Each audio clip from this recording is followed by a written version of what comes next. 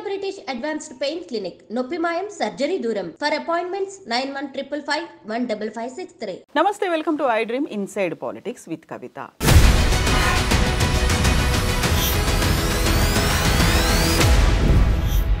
ఏక్ హైతో సేఫ్ హై అని మహారాష్ట్ర అసెంబ్లీ ఎన్నికల్లో నినాదించినటువంటి మహాయుతి ఘన విజయం సాధించింది. అక్కడ ఎవరు ముఖ్యమంత్రి అవుతారు అనేదే ఫైనల్గా తెలుసుకోవాల్సినటువంటి అవసరం ఉంది. ఇక జార్ఖండ్లో జైలుకు వెళ్ళి వచ్చినటువంటి హేమంత్ సోరెన్ మరొకసారి ముఖ్యమంత్రి అయ్యే దిశగా అడుగులు పడుతున్నాయి. మహారాష్ట్రలో కీలకంగా ఏ అంశాలు కీ రోల్ ప్లే చేశాయి, అక్కడ ఉన్నటువంటి తెలుగు వాళ్ళు ఎటువైపు మొగ్గు చూపారు? మనతో పాటుగా ఉన్నారు పొలిటికల్ అనలిస్ట్ ప్రకాష్ గారు. ప్రకాష్ గారు నమస్కారం అండి. సో మహారాష్ట్ర అనేది చాలా చాలా కీలకంగా కనిపించింది మనకు. 5 ఏళ్ల పాటు జరిగినటువంటి పొలిటికల్ డెవలప్మెంట్స్ ఎపిసోడ్స్ ఇవన్నీ చూసిన తర్వాత ఇప్పుడు మహాయుత్తో పాటుగా మహాగఠబంధన్ ఇవన్నీ కలిసి పోటీ పడ్డప్పుడు ఎవరి వైపు మొగ్గు ఉంటుంది అనేది చాలా క్లియర్గా కీలకంగా కనిపించింది. ఈరోజు తేలిపోయింది. ఎవరెవరు ఎటువైపు ఎందుకని ఓటు వేశారనిపించింది మీకు?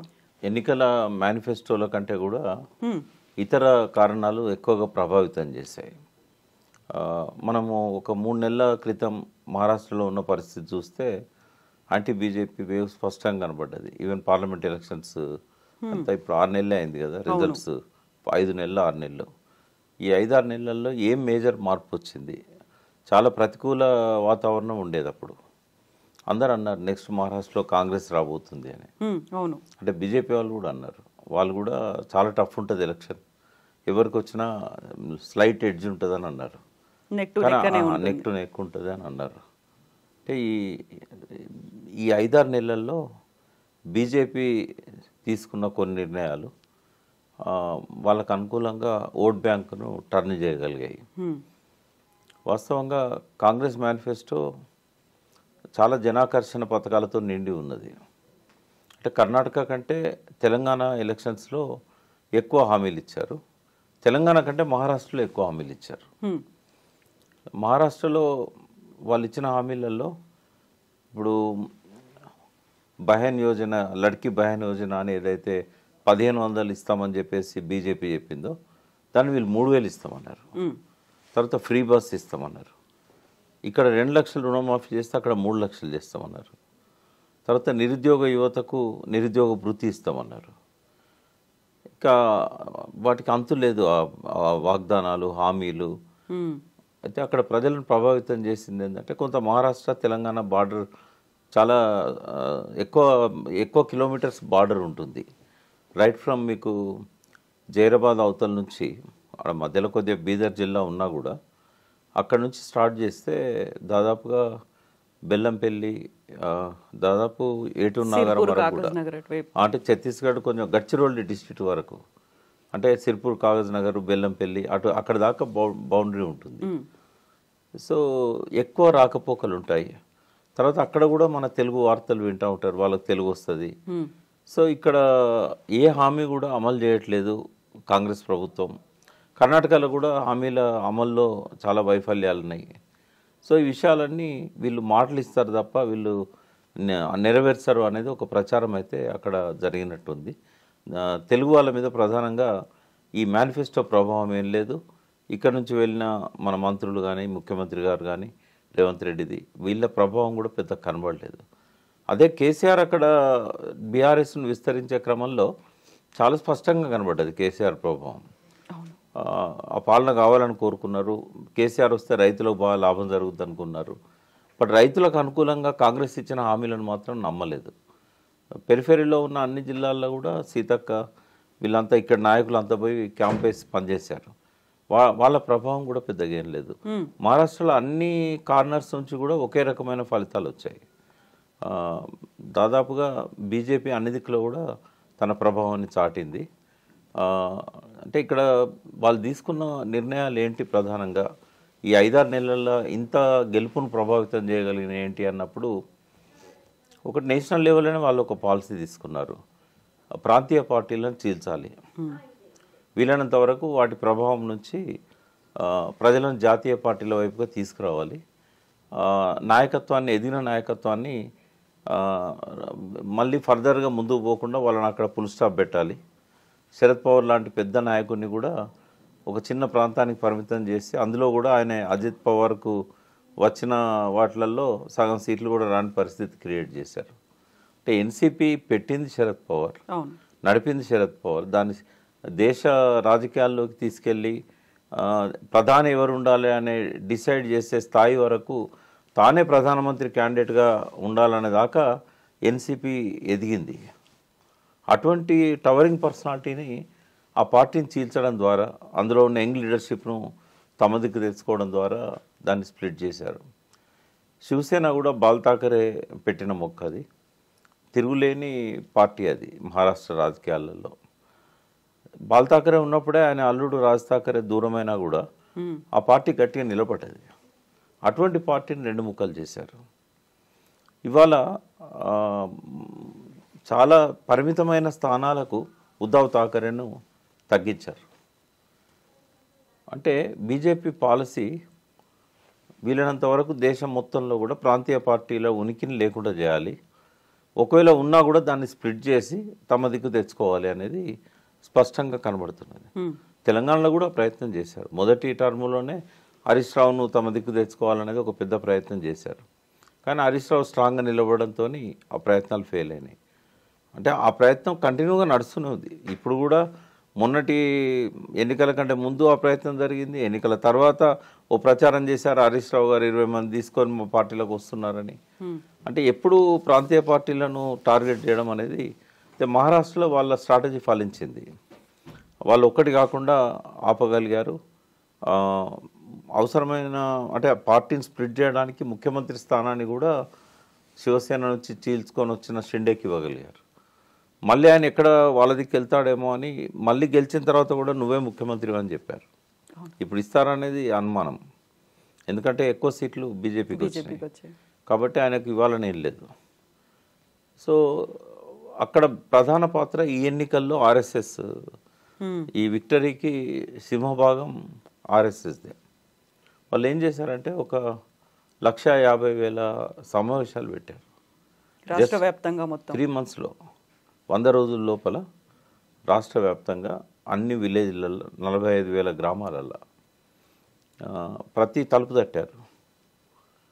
వాళ్ళకు 40 దాకా ఫ్రంటల్ ఆర్గనైజేషన్స్ ఉన్నాయి, అఫిలియేట్స్. ప్రతి సంస్థ నుంచి టీమ్స్ ఫామ్ అయ్యి మహారాష్ట్ర అంతా కూడా అన్ని గ్రామాలలో, అన్ని పట్టణాల్లో, అన్ని వార్డులలో, డివిజన్స్లలో చాలా 1-on-1 కాంటాక్ట్తోని ప్రజలను బాగా ప్రభావితం చేసే విధంగా ఆర్ఎస్ఎస్ శక్తులు పనిచేశాయి. అది తెర వెనుక జరిగిందంతా, ఎక్కువ ప్రచారం లేకుండా, ఆర్భాటం లేకుండా. దాని ఇంపాక్ట్ బాగుంది. ఈ ఒక్కటిగా ఉంటే బలపడతామనే స్లోగన్ ఏదైతే ఇచ్చారో అది హిందువులకు ఉద్దేశించి ఇచ్చింది. అది హిందువులను ఉద్దేశించి ముస్లింల బూచిని చూపెట్టి వాళ్ళు ఫ్యామిలీ ప్లానింగ్ చేసుకోవట్లేదు, ఒక్కొక్కరి ఇంట్లో 15 మంది 20 మందిని కంటున్నారు, జనాభా ఇట్లా పెరుగుతూ పోతే మనం మైనారిటీలం అవుతాం, వాళ్ళని ఆపాలి. తర్వాత హిందువులను ముస్లింలుగా మార్చే ప్రక్రియ కొనసాగుతూ ఉంది. జిహాదీ ప్రక్రియ, జిహాదీ కంటే ఈ మత మార్పిడులు బాగా జరుగుతూ ఉన్నాయి. ఈ మత మార్పిడులు కొంత కన్విన్సింగ్గా హిందువులను కరెక్టే కదా, వాళ్ళు మన వాళ్ళను ముస్లింలో మారుస్తున్నారు, ఇట్లాంటి ఇంకోటి టెర్రరిస్టులను ఎంకరేజ్ చేస్తున్నారు.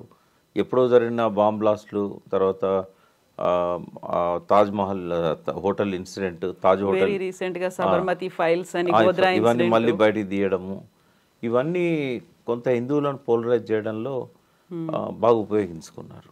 మీరు చెప్పినట్టుగా ఏక్ హై తో సేఫ్ హై అనే దాంతో కటేంగే తో బటేంగే అనే నినాదాలు, ఇదంతా కూడా ఏంటంటే ఆ ముస్లిం వ్యతిరేకతను రెచ్చగొట్టి హిందువులను పోలరైజ్ చేసుకోవడానికి వాళ్ళు వాడుకుంటున్న అస్త్రం అది అక్కడ పనిచేసింది మహారాష్ట్రలో. అంటే బాగా పనిచేసింది. దానికి కారణం ఆర్ఎస్ఎస్ వాళ్ళ ఫ్రంటల్ ఆర్గనైజేషన్స్ ఇంటింటికి పోయి చేసిన ప్రచారం, ఇది కొంత ప్రభావితం చేసిందని అనుకోవచ్చు. ఒకటి ఏంటంటే ఒక పక్కన కాంగ్రెస్కి లీడర్స్ లేరు అక్కడ, అంటే ఒక చెప్పుకోదగ్గ లీడర్స్ ఎవరు లేరు. మహారాష్ట్ర మొత్తాన్ని ప్రభావితం చేయగలిగిన ఒక ఫేస్ అనేది లేదు అక్కడ. వాళ్ళు ఏదో నామినల్గా ఎవరినో ప్రెసిడెంట్గా పెట్టారు, ఆయన ఎవరు తెలియని వ్యక్తి, అక్కడక్కడ కొన్ని ప్యాకెట్స్లలో ఆయన గురించి గుర్తుపడతారేమో కానీ ఒక శరద్ పవార్ లాంటి పర్సనాలిటీ కానీ కనీసం ఉద్ధవ్ థాకరే లాంటి పర్సనాలిటీ కూడా కాంగ్రెస్ పార్టీ మిగలలేదు అక్కడ ఆ రాష్ట్రంలో. యంగ్ లీడర్షిప్ను కొద్దిగా ఒక 4-5 ఏళ్ల నుంచి ప్రమోట్ చేసి ఉంటే వేరే తిరిగి ఉండేది. ఇప్పుడు బీజేపీలో మేనిఫెస్టో అది తక్కువ హామీలు ఇచ్చినా కూడా యూత్ను దృష్టిలో పెట్టుకొని వాళ్ళ మేనిఫెస్టోను డిజైన్ చేశారు. ఎందుకంటే యూత్ పర్సంటేజ్ ఎక్కువ ఉంది, దేశవ్యాప్తంగా ఉంది, మహారాష్ట్రలో కూడా ఎక్కువ ఉంది. తర్వాత అగ్రికల్చర్కు ఒక పర్మనెంట్ సొల్యూషన్ చూపెట్టే విధంగా నదుల అనుసంధానాన్ని, తర్వాత ఎక్కడైతే బాగా డ్రాట్ ఉందో ఆ ప్రాంతానికి అధిక వర్షపాతం ఉన్న ప్రాంతం నుంచి వాటర్ని ఎట్లా తీసుకురావాలి, తర్వాత వాటర్ గ్రిడ్, ఇట్లాంటి రైతులను ప్రభావితం చేసినాయి బీజేపీ ఇచ్చిన మేనిఫెస్టోలో. వాళ్ళు ఎక్కువ డబ్బులు ఎక్కువ ఆశ చూపెట్టలేదు, పథకాలు ఎక్కువ చూపెట్టలేదు, కానీ స్ట్రైట్గా వాళ్ళు అంటే ఫ్రీ పవర్ అక్కడ కూడా ఇస్తున్నారు. ఈ వీళ్ళు 100 యూనిట్లని ఇక్కడ ఇచ్చినట్టే ఇవన్నీ కూడా చెప్పారు, కానీ దాన్ని ఎవరు నమ్మలే. సో రైతులకు ఉచిత కరెంటు, తర్వాత వాటర్ అష్యూర్డ్ వాటర్ ఇస్తాం మేము. మొత్తం భారతదేశంలో ఉన్న డ్యామ్స్లలో సగం మహారాష్ట్రలోనే ఉన్నాయి. తర్వాత అది బిజినెస్ క్యాపిటల్, రెవెన్యూ బాగుంది. ఇప్పుడు 1 ట్రిలియన్ టార్గెట్ చేశారు ఈ ఎలక్షన్ ప్రామిస్లలో, అదొకటి. నెక్స్ట్ 5 years కనుక బీజేపీకి అధికారం ఇస్తే ఎకానమీని 1 ట్రిలియన్ తీసుకెళ్తాము అని. సో ఇవన్నీ కూడా కొంత చదువుకున్న వాళ్ళ మీద, తెలివైన వాళ్ళు, ఇంటెలెక్చువల్స్, యూత్ పర్టికులర్గా కొంత స్టేబుల్ గవర్నమెంట్ బీజేపీ ఇవ్వగలుగుతుంది. ఈ పార్టీలు చిన్న చిలుక పార్టీలన్నీ వాళ్ళ కంట్రోల్లోనే మంచి గవర్నమెంట్ ఇవ్వగలుగుతారనే ఒక నమ్మకాన్ని క్రియేట్ చేయగలిగారు. ఇప్పుడు అజిత్ పవార్కు, తర్వాత షిండే, శివసేనకు సీట్లు వచ్చినా కూడా అది బీజేపీ ప్రభావమే తప్ప వాళ్ళ ప్రభావం కాదు. ఎందుకంటే ఆ పార్టీలలో మేజర్ శక్తులు కాంగ్రెస్తో ఉన్నారు. ఇటు ఉద్ధవ్ థాకరే కానీ అటు శరద్ పవార్ కానీ ఇద్దరు కూడా కాంగ్రెస్తో ఉన్నారు. ఇవేవి పనిచేయలేదు. ఒకటి యాంటీ ముస్లిం స్లోగన్, రెండవది కొంచెం పర్మనెంట్ మెజర్స్ తీసుకుంటామని చెప్పి ఏదైతే రైతులకు ఇచ్చిన ఈ వేన్గంగాను కలపడము, గోదావరి బేసిన్లో ఎక్కువ వాటర్ ఫ్లో ఉన్న దగ్గర నుంచి డ్రాట్ ఎఫెక్టెడ్ ఏరియాస్కు విదర్భ ప్రాంతానికి వాటర్ తీసుకొస్తామని, ఇట్లాంటివన్నీ కూడా కొంత పనిచేసినాయి. సో ఏదేమైనా మోడీ, అమిత్ షాలు వాళ్ళు ప్రత్యక్షంగా వాళ్ళు అనేక సభలలో పాల్గొని ఆయనకు లీడర్షిప్ ఉంది. అంటే ప్రధానమంత్రిగా 11 సంవత్సరాల నుంచి ఉన్నాడు కాబట్టి ఆ ఇంపాక్ట్ ఉంటుంది కొంత. అటువంటి పర్సనాలిటీస్ కాంగ్రెస్లో లేరు. ఈవెన్ మల్లికార్జున ఖర్గేని ముందు పెట్టారు. పెద్దగా ఆయనే కర్ణాటకలో తెలుసు అందరికి, కానీ మహారాష్ట్రలో పెద్దగా ఆయన జాతీయ స్థాయిలో నాయకుడిగా ఉన్నా కూడా ఒక మోడీకో లేకుంటే అమిత్ షాకో ప్రత్యామ్నాయంగా ఆ పర్సనాలిటీ ఆయనకు లేదు. అలా ఢీకొనే లేదు, ఆ వాగ్దాటి కూడా అట్లా ఉండదు. రాహుల్ గాంధీ వచ్చినా కూడా అంటే పాదయాత్ర అప్పటి నుంచి ఆయన మహారాష్ట్రలో తిరుగుతూనే ఉన్నాడు. బట్ పెద్దగా రాహుల్ గాంధీ ప్రభావం కూడా లేదు. ఆయన నమ్ముకున్న ఈ బీసీ కులగణన, అక్కడ కూడా క్యాస్ట్ సెన్సెస్ గురించి మాట్లాడారు. బట్ వాళ్ళు ఏం చేస్తారనే దాని మీద ఒక క్లారిటీ లేదు. ఒక కులగణన అనే వరకే దాన్ని ఆ నినాదం పెద్దగా బీసీలను కదిలించిందని నేను అనుకోవట్లేదు. మహారాష్ట్రలో అక్కడ దళిత్ ఇంపాక్ట్ ఎక్కువగా ఉంటుంది. బట్ అది బీజేపీకి అనుకూలంగా వచ్చింది. ఇన్ని రకాల స్ట్రాటజీస్ అనేవి మహారాష్ట్రలో చేశారు, అన్నీ వర్కౌట్ అయ్యాయి. బట్ ఇదంతా ఎంటైర్లీ డిఫరెంట్ రిజల్ట్ అనేది జార్ఖండ్లో కనిపించింది. అక్కడ ఉన్నటువంటి రీజనల్ పార్టీయే మళ్ళీ గెలుపొందింది, అదే ప్రభుత్వాన్ని చేపట్టబోతోంది. అండ్ మొన్నటి దాకా సీఎంగా ఉండి ఆ తర్వాత జైలు పాలై వచ్చినటువంటి హేమంత్ సోరెన్ ఒక కీలకమైనటువంటి వ్యాఖ్య కూడా చేశారు. నన్ను ఓడించడానికి ఇక్కడ బీజేపీ ప్రభుత్వం రావడానికి దాదాపు 500 కోట్లను ఖర్చు పెట్టింది ఇంత చిన్న రాష్ట్రం, వెనకబడిన రాష్ట్రంలో అనే మాట అన్నాడు. ఇక్కడ మళ్ళీ ఇంకొక సెంటిమెంట్ అనేది కూడా కనిపిస్తుంది. జైలుకి వెళ్ళొచ్చినటువంటి వ్యక్తి ముఖ్యమంత్రి అవుతాడు అనేటువంటి సెంటిమెంట్ కూడా. మంచిగా జరుగుతున్న పరిపాలన అక్కడ.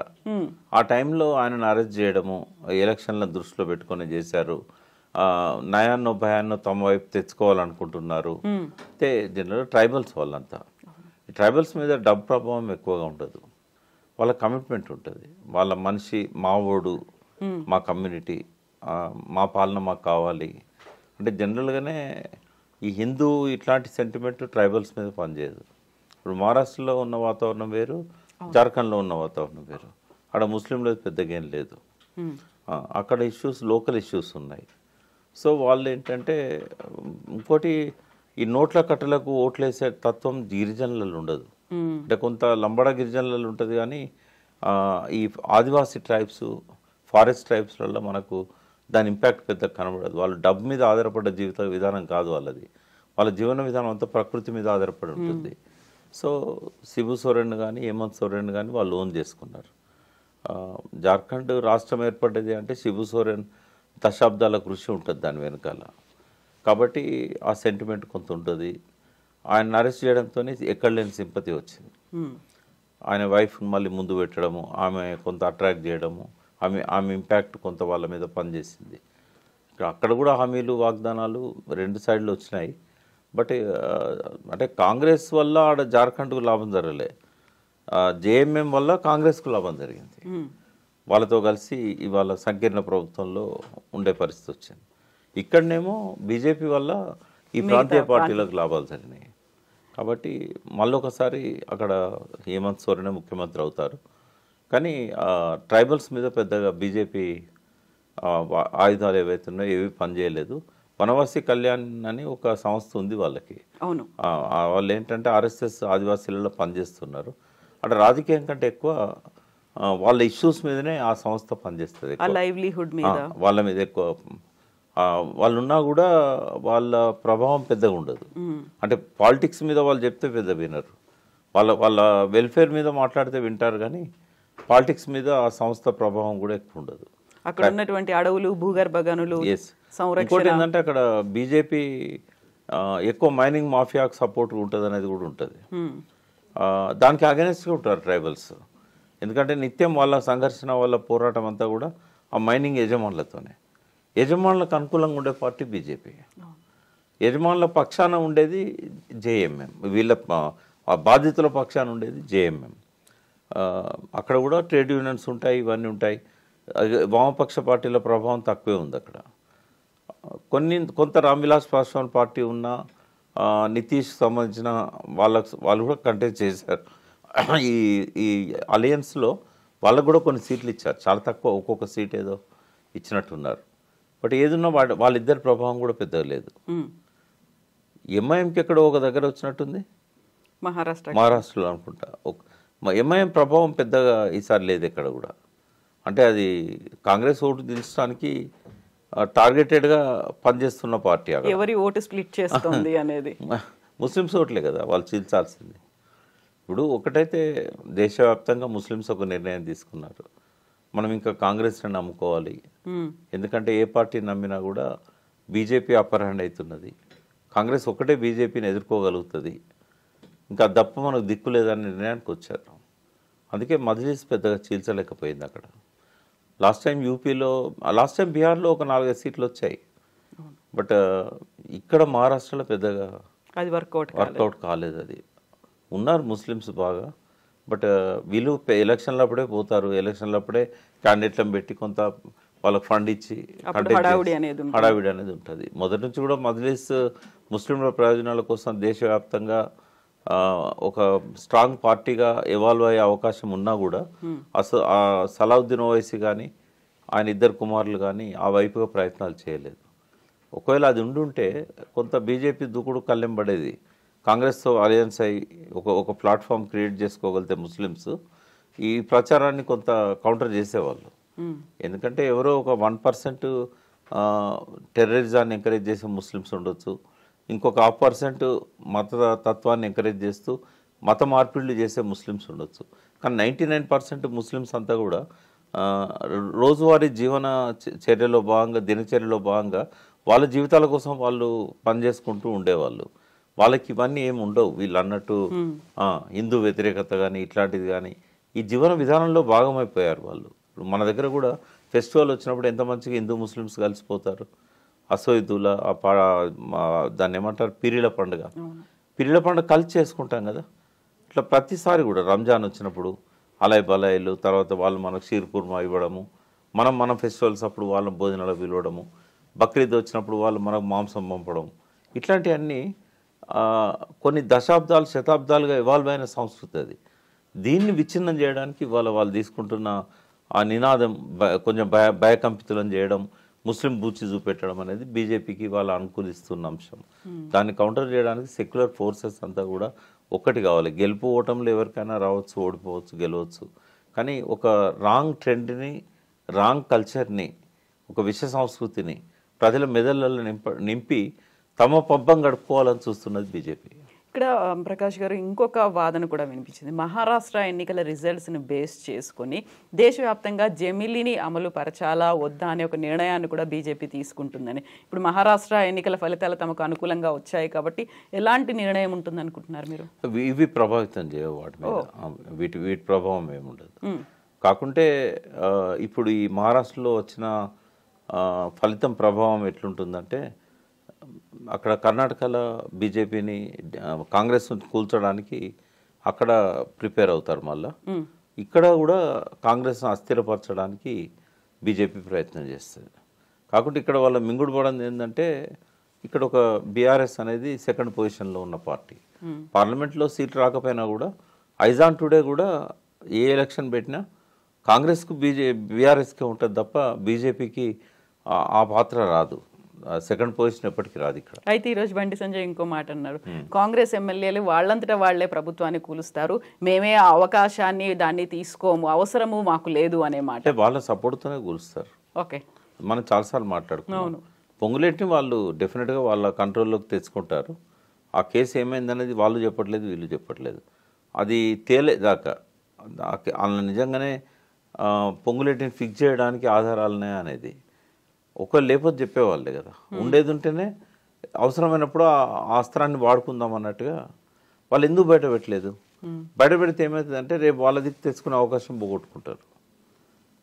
ఆయనను కావాలంటే జైలు పంపవచ్చు, కేసులు పెట్టవచ్చు, మినిస్ట్రీ నుంచి బర్తరఫ్ చేసినట్టు చేయొచ్చు. దానివల్ల బీజేపీకి ఏంటి లాభం?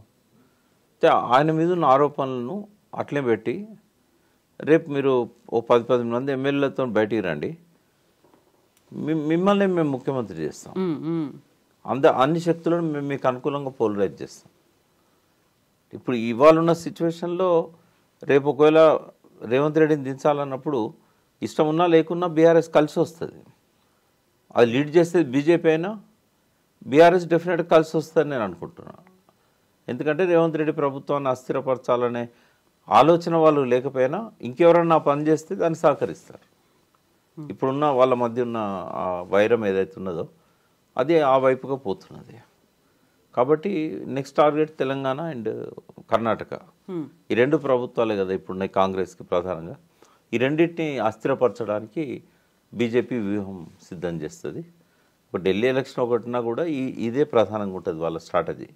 జమిలీ ఎన్నికలు అనేది ఇంకా టైం ఉంది, బట్ ఈ రెండు గవర్నమెంట్స్ని బడగొట్టడం అనేది వాళ్ళ నెక్స్ట్ లక్ష్యంగా ఉంటుంది.